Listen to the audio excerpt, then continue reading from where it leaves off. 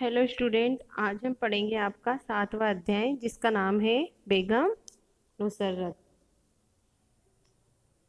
तो इस अध्याय में हमें बताया गया है कि एक गांव में सफीतुल्ला और उसकी पत्नी नुसरत रहते थे। बेगम नुसरत एक दिन अपनी भैंस दुहने लगी तो उसे बहुत जोर से डकार आई।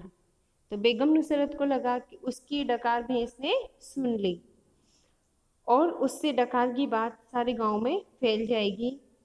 भैंस को उसने मनाने की कोशिश की, पर उसे लगा कि भैंस नहीं मानी। फिर उसने अपने पति को सारी बात बता दी। पति सपुतुल्लाह बदनामी के डर से और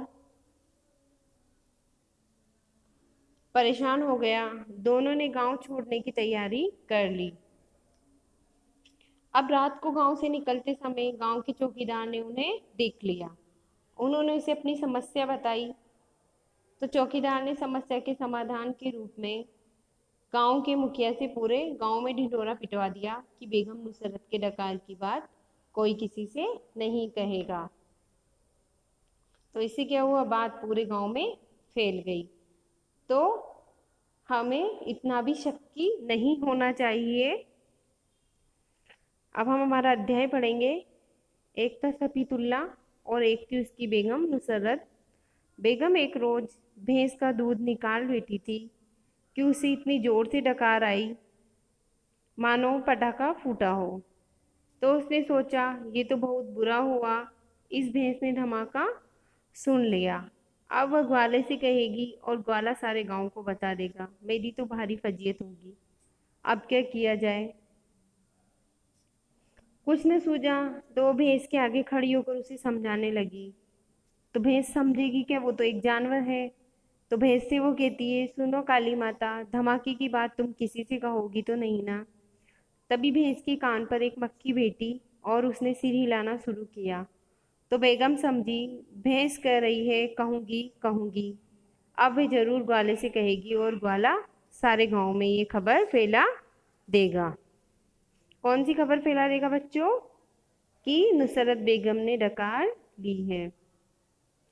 बेगम घर में आकर सिर पर हाथ धरकर बैठ गई। थोड़ी देर बाद सफीतुल्ला आया। उसने बीवी को कोने में बिसुरते देखा तो पूछा,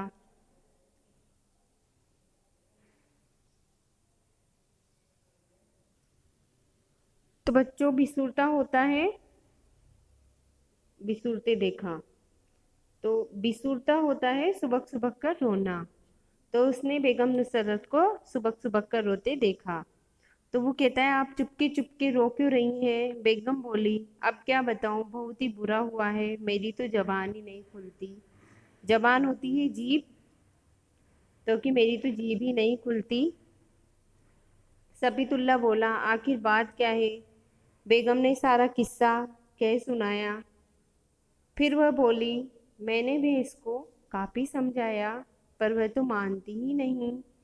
वह कह देगी ग्वाले से और ग्वाला कह देगा सारे गांव को। मैं गांव वालों को अपना मुंह दिखाने के काबिल नहीं रहूंगी। काबिल होता है योग्य। सफीतुल्ला ने कहा, ये सिर्फ आपकी नहीं हमारी आबरू का भी सवाल है।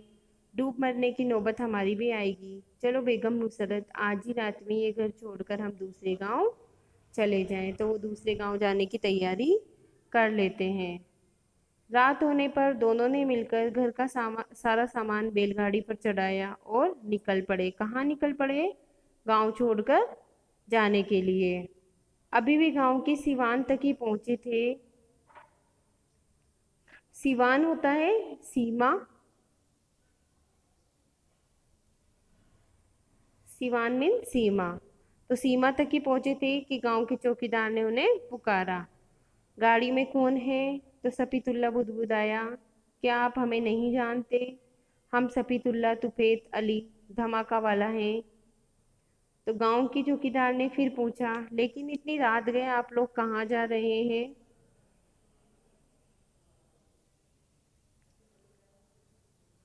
वह बोला, अब कैसे बताएं, हमारे सिर पर आफत आन पड़ी है।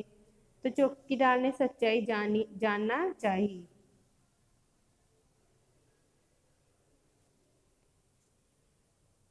तो सफीतुल्लाह ने सारा किस्सा विस्तार से सुनाते हुए पूछा, अब आप ही बताइए हम क्या करें। तो वो कहती है वह कहता है यह तो बड़ा आसान है। चौकीदार मुस्कुराकर बोला, मैं गांव के मुखिया से प्रार्थना करके मनाही करवा देता हूँ कि इस बारे में कोई भी आदमी किसी से कुछ न कहे। दूसरी रोज सवेरे मुखिया के घर जाकर चौकीदार ने मुखिया से गुजारिश होती प्रार्थना। तो प्रार्थना की।